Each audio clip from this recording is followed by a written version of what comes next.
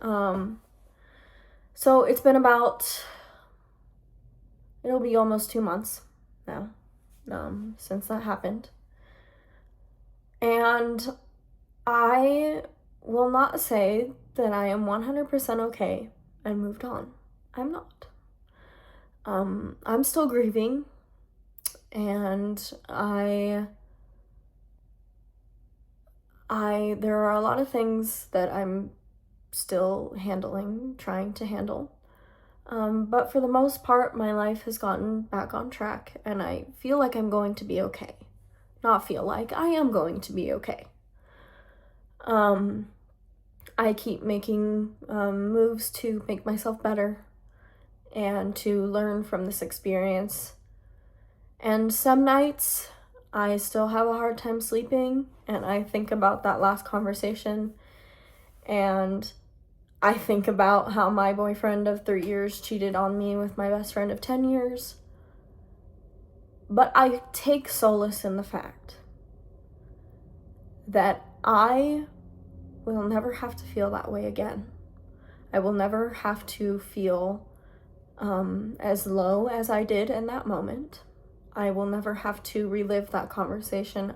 I will never have to beg someone to love me, because that is not what I deserve.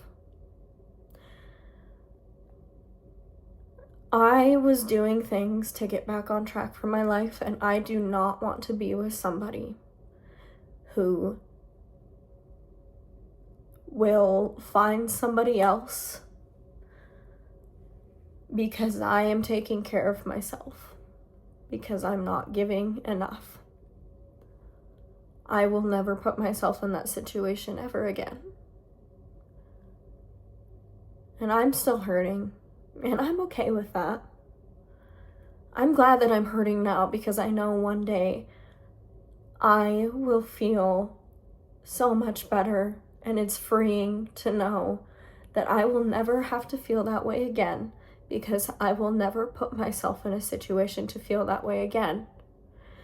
And I should have known better, because there were many signs in my relationship that I should have paid more attention to, with lying from Ben's side of the relationship. He would lie to me about a lot of things. He had not been in school for a whole almost semester, and I had no idea until I found out from the school. They had called and they were asking where he was. He hadn't been going to school. He had failed out of that semester, and all sorts of things along the line that I should have seen the flags, but I was so blindly infatuated with this boy that I lost myself.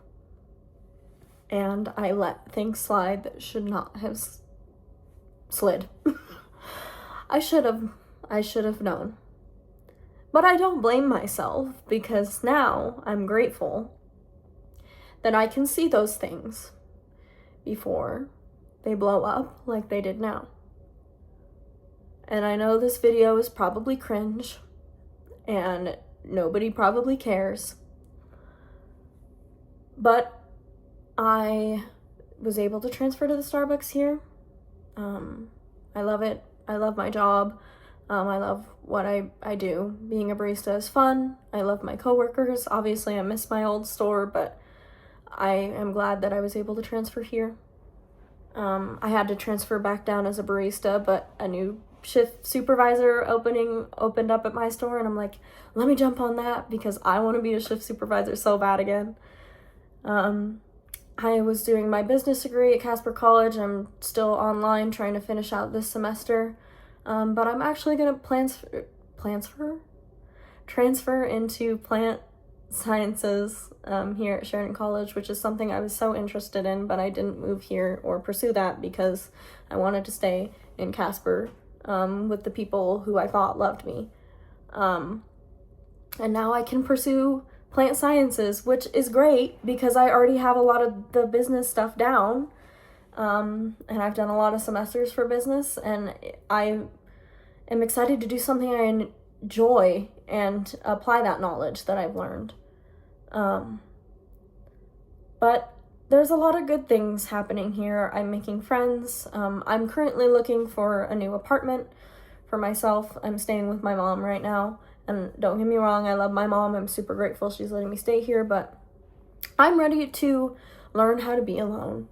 And I would rather be lonely than ever feel like that again. And I am excited. I'm excited to learn who I am again, because I lost so much of myself in a relationship with someone who clearly didn't care about me the way I thought they did. And I intertwined myself in a place where I had lost who I was. And I am so looking forward to getting to know myself again and learning who I am and loving her and growing myself as a person. I'm so excited. And it's terrifying, and it's going to be such a long process. It's not going to happen in a day. But how beautiful it is to know that I'm going to find myself again, and I'll know who I am before I ever trust someone with my heart again, because I have to trust myself. And I'm so lucky that some pieces of me have stayed. And I have trusted myself throughout this process. And I'm getting better every day. And I really love myself for who I am. And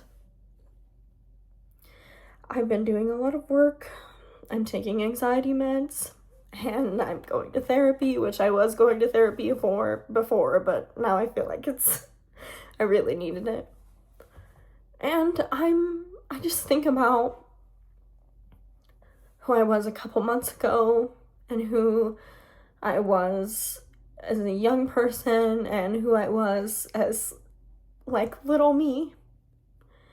And I'm looking forward to spending time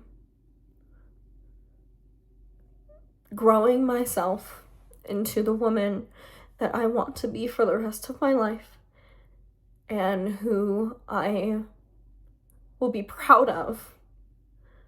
Because I think about little me a lot, and I think about, would little me be proud of me? And I think she would.